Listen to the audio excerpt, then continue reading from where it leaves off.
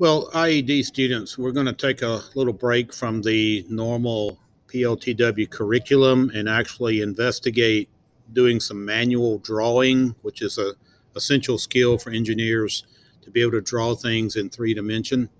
There are basically three primary techniques that we use in engineering to recreate the illusion of 3D. One of these that we're going to be working on this week is called the oblique method of drawing, and it is the easiest of the three, I think. Then we're going to look at perspective drawing, 1 point, 2 point perspective, and finally we're going to look at isometric. So these are sort of the three ways that we can draw things in 3D on a piece of paper. So when you're looking at this assignment here that I've given you, you'll notice the attached the shapes in this handout. There's 4 different shapes. Be aware that these are all in isometric. So when you're creating the oblique shapes that we're going to create in this assignment, they will not look like these 4 pictures here because these pictures are in the isometric, which we'll do later using some special paper.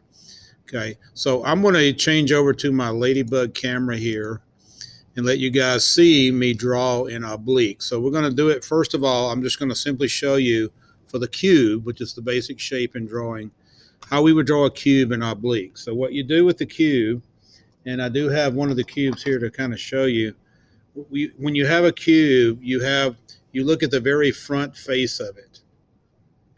And so the very front face on, straight on drawing is just a square.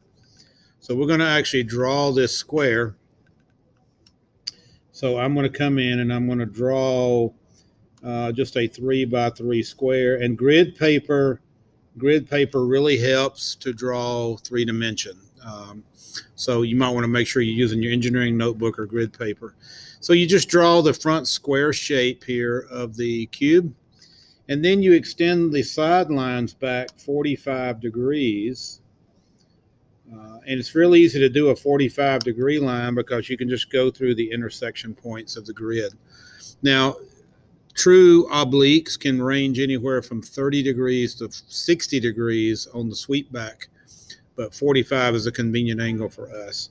And then you make sure the back walls of the cube line up parallel with the front walls of the cube. So this wall will line up with this one, and this edge here will line up with the back edge here.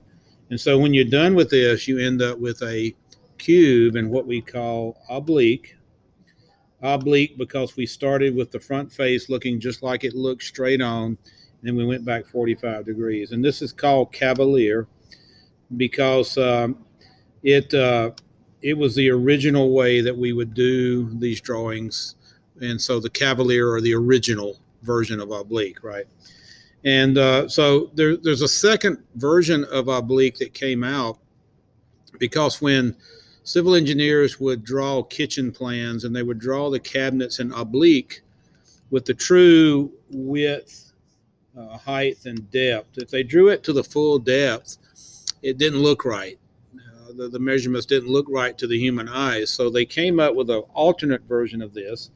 And again, it works the same way where you draw the front face of the cube just as a square, and then you still go back at 45 degrees, but you only go back to half depth.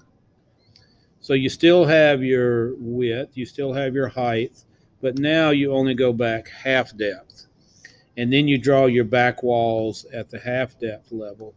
And you can darken the lines. And what that does, it kind of gives a more cabinet appearance to it.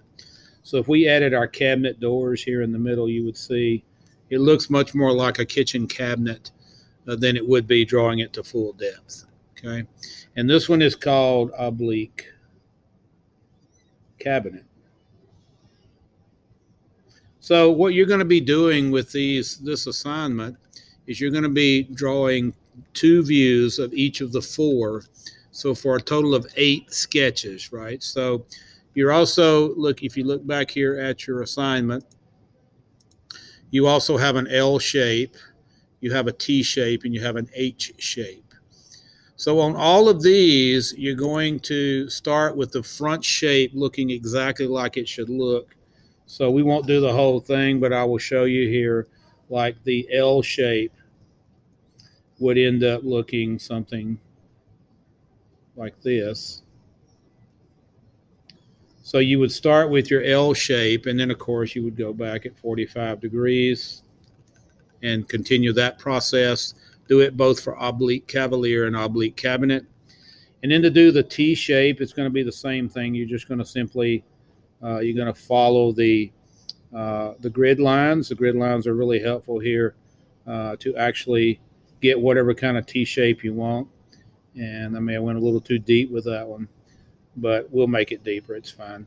And so what you'll notice is the T shape does the same thing. You just go back at 45 degrees. And the H shape would be the same way. You start with the H and you sweep it back, right? So these are the oblique drawings, the first basis of three-dimensional drawing. One other little point is you can actually make these more visible and more realistic if you simply add a little shading on the side and maybe a little shading on top. You can have different degrees of shading, dark and light. And you can also eventually add some shadow on the ground, which kind of adds a more three-dimensional look to things. So that's your lesson on obliques, and we'll get back later and we'll talk about perspectives.